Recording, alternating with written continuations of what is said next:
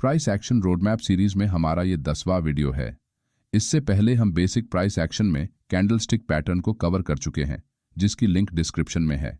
इसीलिए आज हम उसी रोडमैप को फॉलो करते हुए बेसिक प्राइस एक्शन में आप सबकी डिमांड पर चार्ट पैटर्न्स से पहले सपोर्ट एंड रेजिस्टेंस लेवल को चार्ट पर कैसे ड्रॉ करते हैं, इसके बारे में डिटेल में समझेंगे।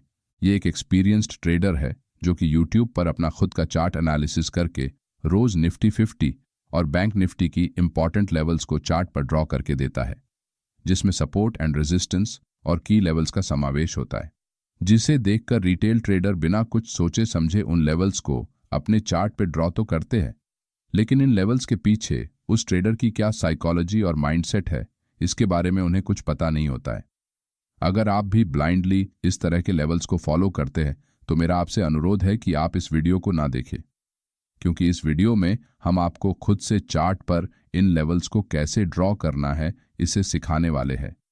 किसी भी चार्ट पर दो तरह के की लेवल्स होते हैं, एक जहां बायर्स और सेलर्स की बाइंग एंड सेलिंग एक्टिविटी की वजह से प्राइस जब भी किसी डायरेक्शन में मूव करती है तो उसे हम प्राइस का एक्चुअल की लेवल कहते हैं, और जब भी प्राइस किसी होल नंबर यानी कि अगर आप निफ्टी 50 में देखेंगे तो 22,000 या फिर 21,000 जैसे लेवल्स पर आकर चार्ट पर अगर कोई मूवमेंट आता है तो उसे हम साइकोलॉजिकल लेवल कहते हैं, क्योंकि ये नंबर्स याद रखने में ईजी होते हैं और बहुत से रिटेल ट्रेडर इसी लेवल्स के आसपास एंट्री और एग्जिट करते रहते हैं।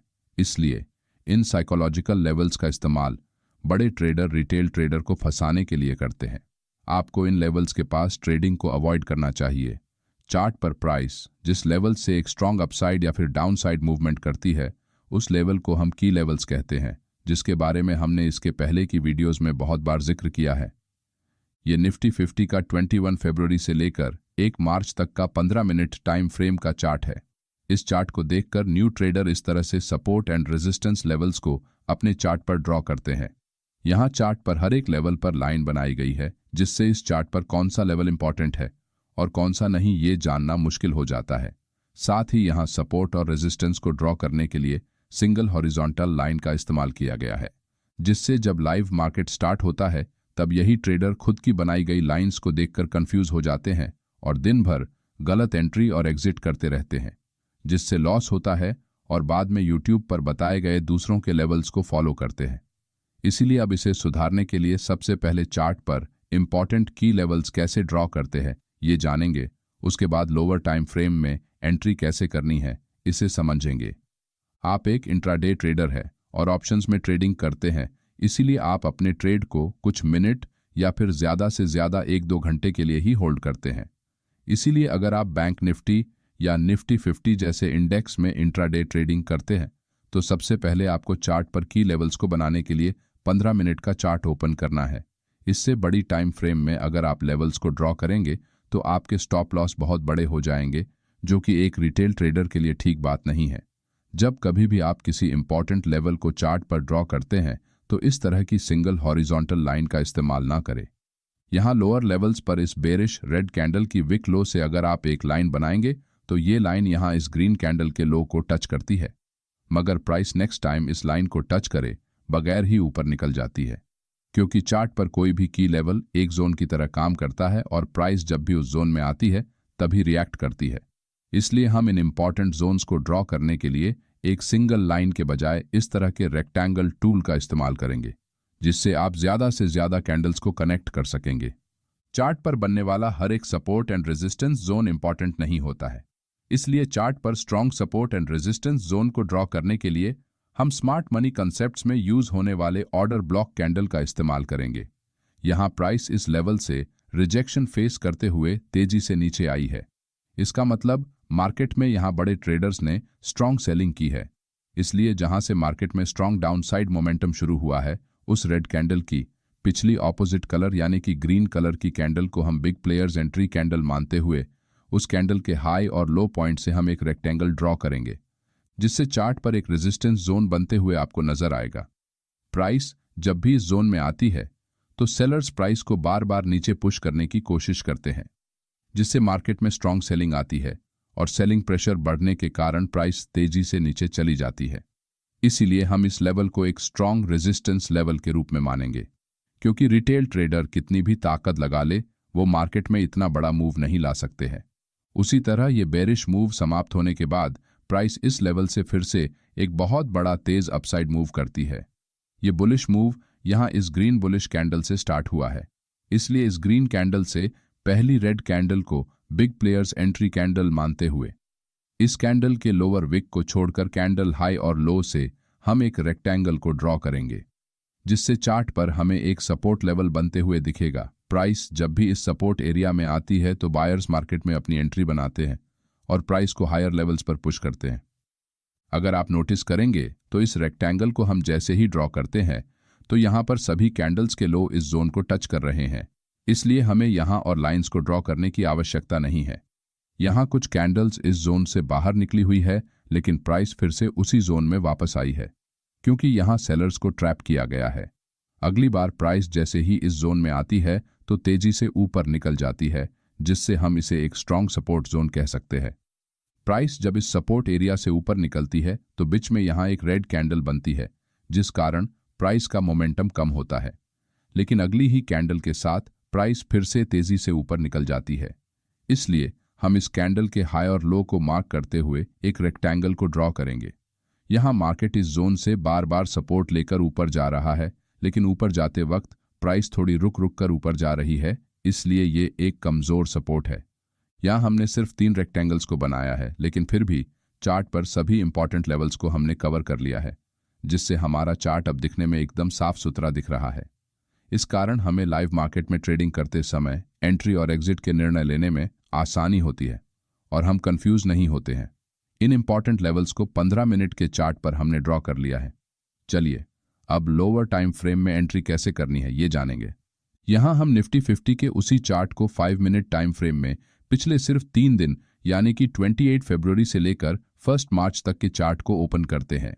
यहाँ हमने जो लेवल्स 15 मिनट के टाइम फ्रेम में ड्रॉ किए थे, मार्केट उन्हीं लेवल्स को रिस्पेक्ट कर रहा है। यहाँ 28 फरवरी को मार्केट जैसे ही ओपन होता है तो प्राइस हमने जो रेजिस्टेंस लेवल मार्क किया था उस लेवल को ब्रेक करने की कोशिश करती है, मगर फेल हो जाती है।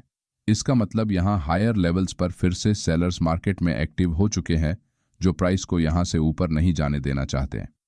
साथ ही प्राइस अपने नियरेस्ट सपोर्ट जोन से अभी काफ़ी दूर है, इसलिए यहाँ हमें कोई बेरिश कैंडलस्टिक अगर दिखती है तो हम इस रेजिस्टेंस लेवल के ऊपर अपना स्टॉप लॉस लगाकर एक शॉर्ट ट्रेड एंट्री प्लान कर सकते हैं। थोड़ी देर बाद प्राइस अपने डे लो के पास एक strong bearish engulfing candlestick pattern बनाती है, जो एक बेरिश रिवर्सल का सिग्नल होती है। इसके बारे में हमने आपको हमारे कैंडलस्टिक के वीडियो में डिटेल में बताया है। इसीलिए प्राइस एक्शन में एडवांस लेवल को सीखने से पहले हमारा बेसिक्स क्लियर होना चाहिए। यहाँ हम बेरिश एनगल्फिंग कैंडल के क्लोजिंग के बाद अपनी शॉर्ट ट्रेड एंट्री करते हुए अपना पहला टारगेट नियरेस्ट सपोर्ट लेवल के पास और दूसरा टारगेट उससे नीचे की सपोर्ट लेवल पर रख सकते हैं। प्राइस यहाँ से नीचे जाते हुए जैसे ही अपना पहला टारगेट हिट करती है तो हम अपनी 70% क्वांटिटी को यहाँ बुक कर लेंगे और बाकी बची क्वांटिटी को अपने दूसरे टारगेट तक होल्ड करेंगे। क्योंकि प्राइस नीचे आते हुए बहुत बड़ी बड़ी कैंडल्स बनाकर नीचे आई है, इसका मतलब यहाँ सेलर्स अभी मार्केट में हावी है।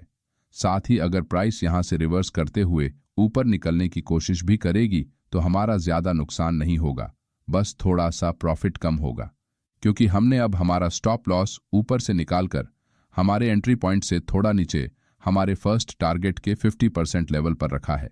कुछ देर बाद प्राइस धीरे धीरे नीचे जाते हुए हमारे दूसरे टारगेट को हिट करती है, जिससे हम इस ट्रेड से पूरी तरह एग्जिट हो जाते हैं। इसी तरह से स्टॉप लॉस को ट्रेल करते हुए मार्केट में बड़े बड़े टारगेट कैप्चर किए जाते हैं। इस दिन हमारा टारगेट हिट हो जाने से हम अब इस दिन आगे ट्रेडिंग नहीं करेंगे, क्योंकि मार्केट ऑलरेडी एक बहुत बड़ा मूव कर चुका है और अब यहाँ आपको ट्रैप करने के लिए फेक मूव मार्केट में आ सकते हैं। अगले दिन 29 फरवरी को मार्केट इसी सपोर्ट एरिया में ओपन होता है और इस सपोर्ट को ब्रेक करते हुए नीचे जाने की कोशिश करता है, मगर फिर से उसी एरिया में वापस आता है और दिन भर एक छोटी सी रेंज में ट्रेड करता है, जिससे हमें दिन भर कोई भी ट्रेड लेने का चांस नहीं मिलता है। यहाँ मॉर्निंग में प्राइस एक बार ऊपर जाने की कोशिश करती है, मगर हम यहाँ लॉन्ग ट्रेड में एंट्री नहीं कर सकते, क्योंकि ऊपर की तरफ पास में ही एक रेजिस्टेंस लेवल होने के कारण मार्केट यहाँ से रिवर्स हो सकता है। साथ ही हमारा रिस्क टू रिवॉर्ड रेशियो भी इस एंट्री के कारण मैच नहीं हो रहा है। उसी तरह मार्केट जब ऊपर से एक तेज मूव करते हुए इस सपोर्ट लेवल को नीचे ब्रेक करता है तो प्राइस एक बड़ी मारूबोजू कैंडल बनाता है, और अगर हम यहाँ शॉर्ट ट्रेड लेते तो हमारा स्टॉप लॉस बहुत बड़ा होता, इसलिए हम यहाँ एंट्री नहीं कर सकते थे। इस तरह के मार्केट कंडीशन में आपको ट्रेड एंट्री करने से हमेशा बचना चाहिए। नेक्स्ट डे यानी कि 1 मार्च को मार्केट ओपन होते ही चार्ट पर एक स्ट्रॉन्ग बुलिश कैंडल बनती है, जिससे हमारा ये रेजिस्टेंस लेवल पूरी तरह ब्रेक हो जाता है। इस कैंडल के बाद की कंटिन्यूएशन कैंडल के क्लोजिंग पर हम एक लॉन्ग ट्रेड एंट्री प्लान कर सकते हैं, क्योंकि मार्केट में प्रीवियस डे से एक स्ट्रॉन्ग बाइंग की गई है, जिससे एक स्ट्रॉन्ग बुलिश मोमेंटम मार्केट में बना हुआ है और मार्केट इसे कंटिन्यू करने की संभावना ज्यादा है। साथ ही हमें एक अच्छे रिस्क टू रिवॉर्ड का टारगेट यहाँ मिल रहा है, इसलिए हम यहाँ लॉन्ग ट्रेड एंट्री कर सकते हैं, जिसमें हमारा फर्स्ट टारगेट ये रेजिस्टेंस लेवल होने वाला है। कुछ देर बाद प्राइस जैसे ही इस रेजिस्टेंस लेवल के पास आती है तो हम अपनी 70% क्वांटिटी को बुक करके बाकी बची क्वांटिटी को ट्रेलिंग स्टॉप लॉस के साथ और बड़े टारगेट के लिए होल्ड कर सकते हैं। इसी तरह सपोर्ट एंड रेजिस्टेंस एरिया को मार्क करते हुए ट्रेड में एंट्री की जाती है। अगर आपको इस वीडियो में बताई गई जानकारी में कोई भी कंफ्यूजन है तो आप कमेंट में पूछ सकते हैं। द ब्रेन टाइटन्स इस यूट्यूब चैनल और इंस्टाग्राम अकाउंट के अलावा हमारा कोई भी टेलीग्राम चैनल नहीं है। कुछ लोग हमारे नाम से फेक अकाउंट बनाकर हमारे ही वीडियोस का इस्तेमाल करके आपको बेवकूफ़ बना सकते हैं। कृपया इन फ्रॉड लोगों से सावधान रहे। अगर आपको हमारा ये वीडियो अच्छा लगा तो वीडियो को लाइक और चैनल को सब्सक्राइब ज़रूर करें।